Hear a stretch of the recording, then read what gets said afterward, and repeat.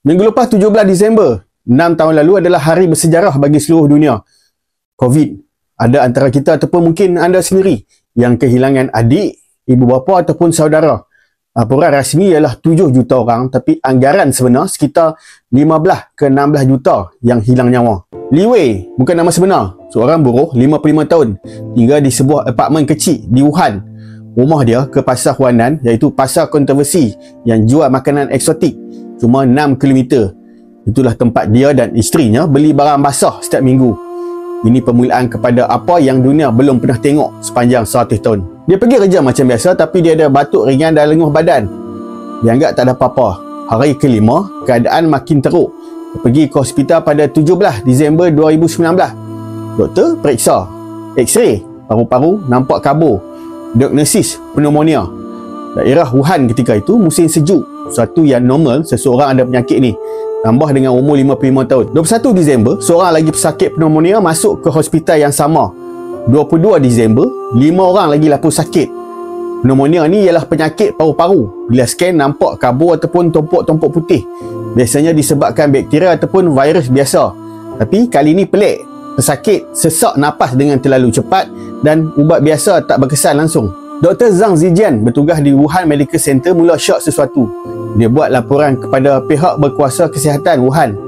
Li Wei semakin tenat. Dia dimasukkan semula.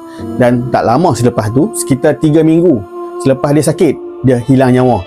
Li Wei ialah pesakit COVID pertama yang melapor sakit pada 17 Disember 2019. Li Wei ni bukan nama sebenar tapi lain-lain maklumat adalah benar. 31 Disember 2019, China lapor kepada WHO. Ada kluster pneumonia misteri. Bukan influenza, bukan SARS lama, tapi kali ni penyelidik perasan satu perkara. Mereka tak pernah jumpa virus yang sangat cepat merebak seperti ni. Thailand, Jepun, Korea Selatan melaporkan penyakit yang sama. 23 Januari, Wuhan lockdown. Bandar 11 juta orang ditutup. Pada masa itu, China sendiri tak pasti apa yang sedang berlaku. Yang mereka tahu, virus ni boleh menyebabkan hilang nyawa, pesakit makin ramai dan cepat merebak. Satu-satunya yang kerajaan boleh buat, lockdown. WHO umum COVID sebagai PHEIC, Public Health Emergency of International Concern. PHEIC ni bukan diumum sahaja, ia hanya keluar bila wabak yang merebak pantah dan boleh melintasi sempadan. Bila WHO guna istilah ni, maksudnya dah masuk fasa berbahaya. Februari 2020, COVID dah merebak ke 57 negara. Pengalaman saya sendiri, saya ke Guangzhou pada Disember 2019, balik Malaysia pada 20 Disember. Hanya awal sebulan saja daripada Wuhan ditutup. Sama seperti orang lain, saya tak tahu apa yang berlaku. 5 hari di China pun tak pernah dengar tentang kes ni. Fast forward pada petang 16 Mac 2020, semua stesen TV di Malaysia menyiarkan sidang media tergempar Perdana Menteri Malaysia Tan Sri Muhyiddin Yassin umum pada 18 Mac 2020. Malaysia lockdown. Saya tonton sidang media tersebut, saya faham apa yang PM sebut, tapi saya macam tak boleh nak digest apa yang berlaku. Esok tengah hari saya pergi ke Speedmart, lapar, nak beli Maggi je pun. Sampai sana saya terkejut. Speedmart hancur, barang berterabur, orang beratur panjang, makanan semua habis. Sampai ke Mr. Potato pun kena rembat.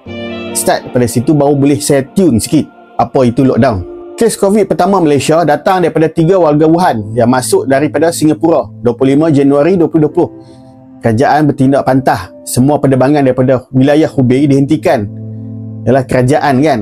Rakyat mahen iaitu ketiga Januari 2020 tu memang tak ada langsung. 9 Februari sekatan dipeluah ke beberapa wilayah lain di China. 11 Mac WHO umum COVID sebagai pandemik global. Status penyakit yang paling tinggi dalam sistem amaran kesihatan global. Waktu inilah kita boleh lihat bagai perkara pelik. Pilot jual burger, kempen bendera putih, stesen minyak tak laku, anak sendiri hilang nyawa tapi tak boleh pergi melawat, dan frontliner tersadai kepenatan di mana-mana.